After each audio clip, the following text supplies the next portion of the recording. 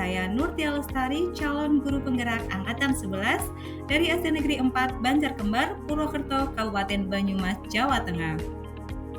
Di video kali ini, saya akan menyampaikan tugas berkaitan dengan koneksi antar materi modul 1.1 dan 1.2 berkaitan dengan filosofis pendidikan Ki Hajar Dewantara yang dikoneksikan dengan nilai dan peran guru penggerak. Koneksi antar materi ini menggunakan model refleksi 4P, peristiwa, perasaan, pembelajaran, dan juga penerapan ke depan. Momen yang paling penting atau menantang atau juga mencerahkan bagi saya dalam proses pembelajaran modul 1.1 hingga modul 1.2 adalah yang pertama, peristiwa. Memahami dasar pemikiran atau filosofi pendidikan menurut Ki Hajar Dewantara, murid terlahir dengan kodratnya masing-masing, sehingga guru hanya dapat menuntun tumbuhnya kodrat itu. Pendidikan tidak hanya mengajar saja, namun juga menumbuhkan budi pekerti pada diri anak. Selain itu, murid terlahir tidak seperti kertas kosong yang bisa kita gambar seenaknya dan sesuai dengan keinginan kita. Seringkali kita memiliki rencana-rencana yang sedemikian indah untuk murid-murid kita, tanpa mempertimbangkan apakah mereka menyukainya atau tidak. Padahal setiap murid sudah memiliki garis-garis kodratnya sendiri. Momen yang paling penting dan menantang setelah mempelajari modul 1.2 adalah saya harus mengimplementasikan nilai dan peran sebagai seorang guru penggerak untuk mewujudkan insan pembelajar sepanjang hayat dan berkarakter profil pelajar Pancasila. Melaksanakan 5 peran seorang guru penggerak tidak hanya di kelas atau sekolah saja, namun melibatkan seluruh pihak untuk mewujudkan Indonesia Emas 2024.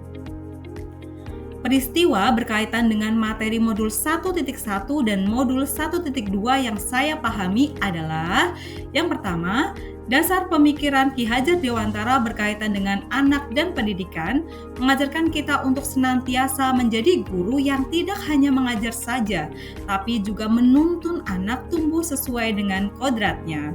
2. Dalam menuntun anak bertumbuh sesuai kodratnya, guru mampu mengimplementasikan nilai dan juga peran sebagai seorang guru penggerak, diantaranya berpihak pada murid, inovatif, mandiri, reflektif, dan juga kolaborasi untuk menciptakan ekosistem student well-being.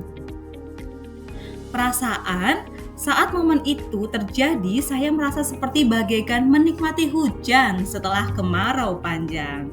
Mengapa bisa demikian? Karena saya mendapat pencerahan tentang bagaimana seorang pendidik dalam menuntun murid bertumbuh sesuai dengan kodratnya, dan juga tidak hanya mengukur keberhasilan dalam mendidik dari segi kognitif saja atau dari ketuntasan materi saja, melainkan dari semua aspek pendidikan, yaitu diantaranya ada spiritual, sosial, emosional, dan juga skill motorik.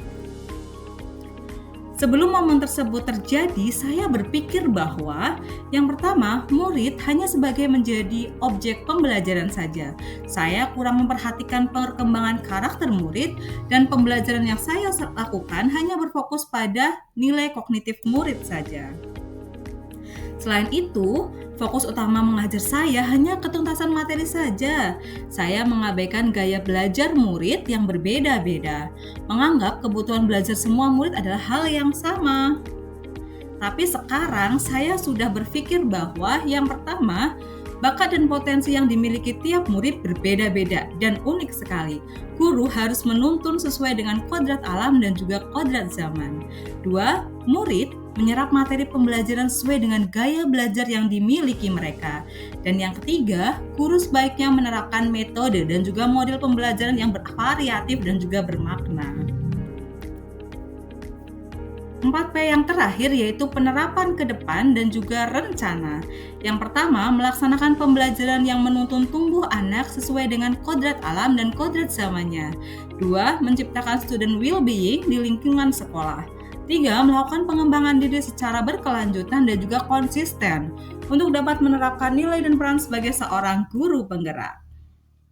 Terima kasih, semangat selalu Bapak Ibu guru hebat, salam dan bahagia. Wassalamualaikum warahmatullahi wabarakatuh.